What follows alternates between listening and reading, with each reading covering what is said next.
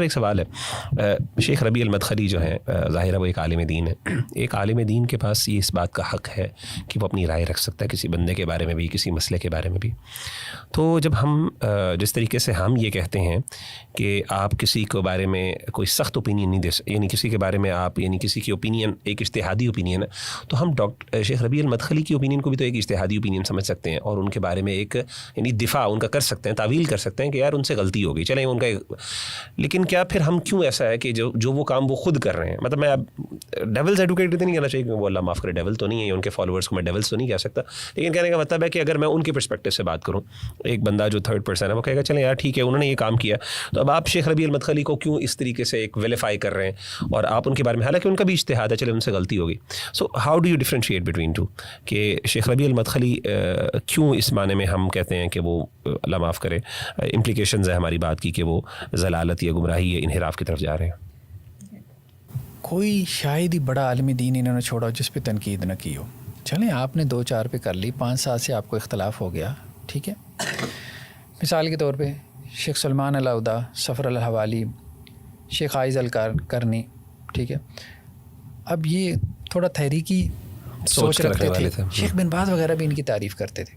شیخ بن باز پہ چڑھائی شروع کر دی، مدخلیوں نے شیخ بن باز پہ چڑھائی شروع کر دی. شیخ محمد بن صالح العثیمین ان کے اوپر چڑھائی شروع کر دی، ان کے بارے میں ان کے تنقیدی تبصرے موجود ہیں. اچھا، اس کے بعد مدینہ یونیورسٹی کے ایک بڑے استاذ ہیں عبد المحسن العباد، ٹھیک ہے. ان کے بارے میں کہا کہ جی یہ تو بدعتوں کے دفاع کرنے والے ہیں.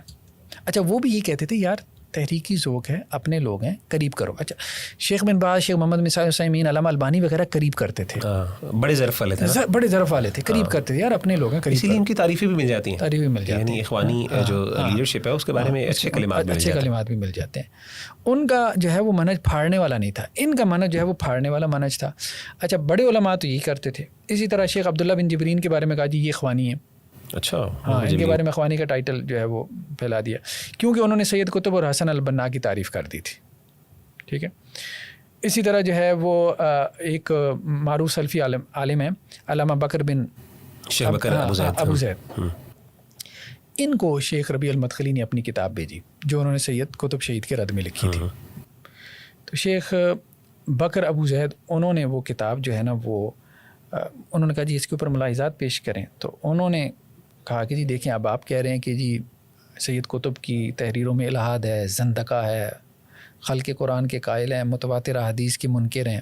یہ بہت بڑی باتیں آپ ایک جو کسی جو ہے وہ عالم کے بارے میں کر رہے ہیں.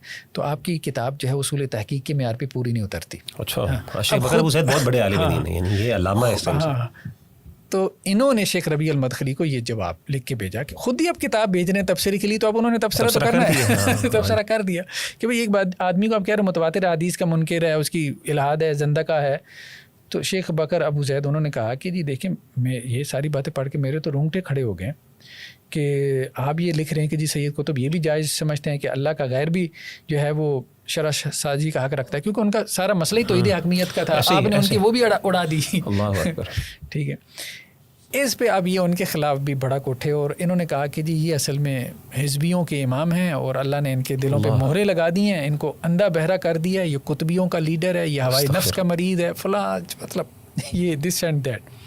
پھر محمد المختار الشنقیطی بڑے علماء میں سے، ٹھیک، ان کے بارے میں تبصرہ کر دیا جی اس کو تو کچھ بھی نہیں پتہ، اسے تو یہ بھی نہیں پتہ ہے صحیح حدیث کون سی ہے، ضعیف کون سی ہے، کبھی حزبیوں کے ساتھ بیٹھا ہوتا ہے، کبھی صوفیوں کے ساتھ بیٹھا ہوتا ہے، اس کا اہل سنت سے کوئی تعلق نہیں ہے، حزبیت اپنی چھپا رہے ہیں. ٹھیک ہے. اسی طرح جو ہے وہ اور مطلب بہت سارے علماء کے بارے میں، مدینہ یونیورسٹی کے جو ہے وہ بعض علماء کے بارے میں ان کے تبصرے میں نے اپنی کتاب میں تفصیل سے جو ہے شیخ صالح المنجد کے بارے میں جو اسلام کی ہوئی کہ ان کے اوپر تبصرہ کیا. یہ بیسیکلی فتنوں کا سردار ہے. ٹھیک ہے. اور اسی طرح جو ہے وہ شیخ سلمان العودہ، سفر الحوالی، شیخ عائز القرنی، اب یہ بڑے لوگ ہیں، ان کے اوپر بھی تبصرے ہیں. یہ قطبی ہیں، بدتی ہیں، عصر حاضر کے خوارج ہیں. ٹھیک ہے. اسی طرح ان کے ایک بڑے ہیں شیخ عبید الجابری ہیں، انہوں نے مشاری الفاسی کے بارے میں کہہ دیا کہ اس کو سننا جائز نہیں، یہ صوفیوں سے متاثر ہے.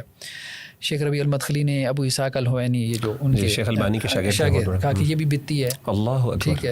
اس کے علاوہ جو ہے وہ ہے کہ بار علماء کے بعض جو ہے وہ علماء کے اوپر، بلکہ شیخ سعود الشریم کو اخوانی کہا ہوا ہے. اللہ اکبر. اور اسی طرح سے اب مطلب کوئی بڑا عالم آپ نے چھوڑا نہیں ہے، یعنی آپ نے تنقید. اچھا ان علماء کا مسئلہ کیا تھا؟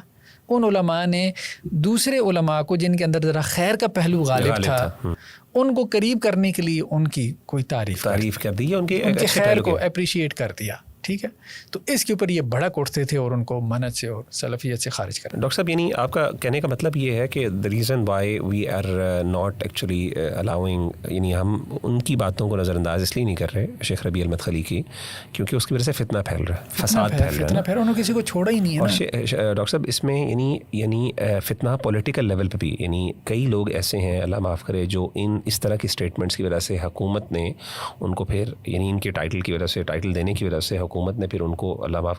اب دیکھیں حکومت کے پاس تو کوئی علم نہیں ہے نا، یعنی حکومت کو ہم عالم تو نہیں سمجھ سکتے، اس نے کسی عالم کی رائے کو یعنی اہمیت دینی ہے. تو جہاں سے کسی بندے کے بارے میں اخوانی مشہور ہو گیا، اب حکومت کو اپنے سٹیکس ہیں، وہ کیا کرے گی؟ وہ تھریٹنڈ ہوگی اور وہ تحقیق تھوڑی کرے گی. وہ کیا کرے گی؟ دوسرے علماء کو بلائے گی جی آپ اس کے بارے میں، وہ کہیں گے یار اس بندے کو ویسے ہی اللہ معاف کرے سائڈ پہ کریں، اور وہ اس کے بارے میں یعنی. اور ایسے کئی علماء صرف ان کی اس طرح کی غیر محتاط سٹیٹمنٹس کی وجہ سے اللہ معاف کرے جیلوں میں بھی گئے اور انہیں بہت تکلیفیں اٹھائیں.